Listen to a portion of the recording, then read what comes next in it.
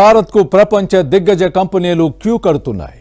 Microsoft, Amazon వంటి బడా కంపెనీలు భారత్ లో పెట్టుబడులకు పోటీ పడుతున్నాయి. ఏఐ రంగానికి మన దేశం కీలకంగా ఎలా మారింది? ప్రఖ్యాత కంపెనీలను సైతం ఇండియా ఎలా ఇంప్రెస్ చేస్తోంది?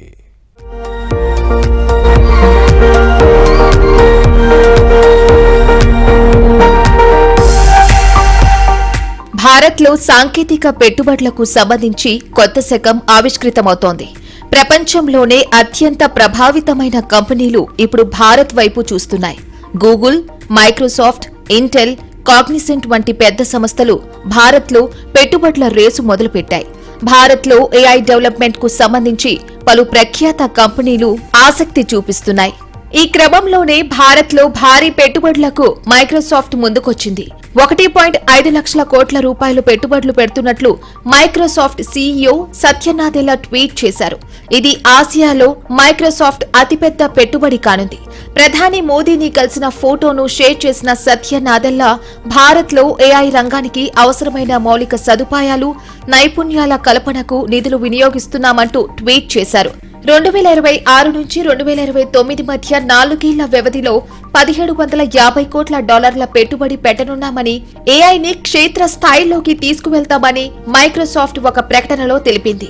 డిజిటల్ పర్సనల్ డేటా ప్రొటెక్షన్ దిశగా భారత్ అడుగులు వేస్తున్న సమయంలో భారతీయ వినియోగదారులకు పబ్లిక్ క్లౌడ్, ప్రైవేట్ క్లౌడ్ ను తీసుకువస్తామని ప్రకటించింది. ఏఐలో శిక్షణ పొందిన మానవ వనరుల ద్వారానే భారత్ ఏఐ రంగంలో ముందడుగు వేయగలుగుతుందని పేర్కొంది.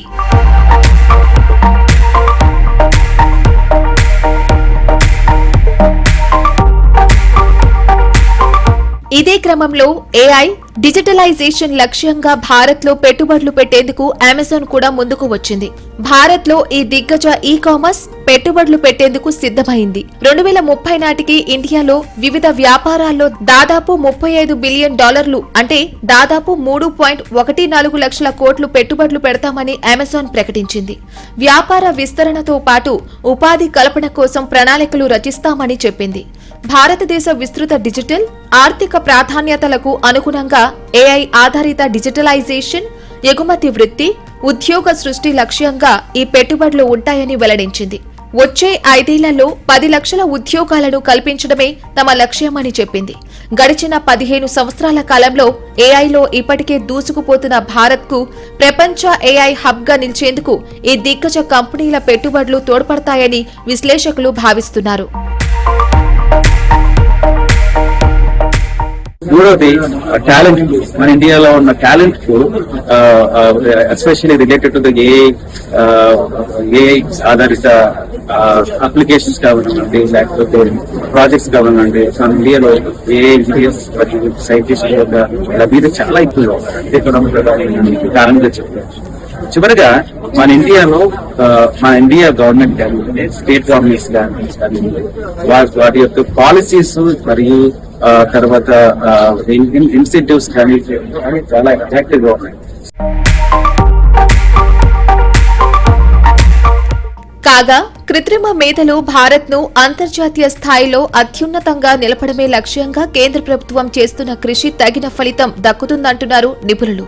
మేడ్ ఇన్ ఇండియాలో ఏఐ భాగం కావడంతో భారత్ ఈ రంగంలో రోజు రోజుకు జెట్ స్పీడ్ లో దూసుకుపోతుందంటున్నారు. భారత్ లోని ఏఐ రంగంలో విప్లవాత్మక మార్పులు వస్తాయంటున్నారు. కంప్యూటింగ్ శక్తి, జీపీయూలు, పరిశోధన అవకాశాలు తక్కువ వ్యయంలోనే అందుబాటులో ఉండేలా కేంద్ర ప్రభుత్వమే నేరుగా ఏఐ రంగాన్ని ప్రోత్సహిస్తోంది.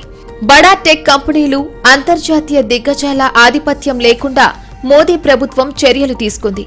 అంతర్జాతీయ స్థాయి ఏఐ మౌలిక సదుపాయాలను విద్యార్థులు, అంకుర సంస్థలు, ఆవిష్కరణకర్తలకు అందుబాటులోకి తీసుకువచ్చింది. ఏఐ మిషన్, అత్యున్నత ఏఐ విజ్ఞాన్ కేంద్రాలు నెలకొల్పింది. ప్రపంచంలో కృత్రిమ మేధ రంగంలోని మొత్తం క్రియాశీల ప్రోగ్రాముల్లో 3వ అతిపెద్ద సంఖ్యలోని ప్రోగ్రాంలు భారత్లో రూపొందాయంటే ఏఐలో భారత్ ఏ రేంజ్ లో దూసుకుపోతుందో అర్థం చేసుకోవచ్చు. అందుకే అమెరికా కంపెనీలన్నీ భారత్ కు క్యూ కడుతున్నాయి. ఇండియాలో పెట్టుబడులు పెట్టేందుకు ఆసక్తి చూపిస్తున్నాయి. ఇది భారత్ ఏఐ రంగానికి స్వర్గధామం లాంటి అవకాశం అంటున్నారు నిపుణులు. ఇది భారత ఏఐ రంగానికి స్వర్గధామం లాంటి అవకాశం అంటున్నారు నిపుణులు.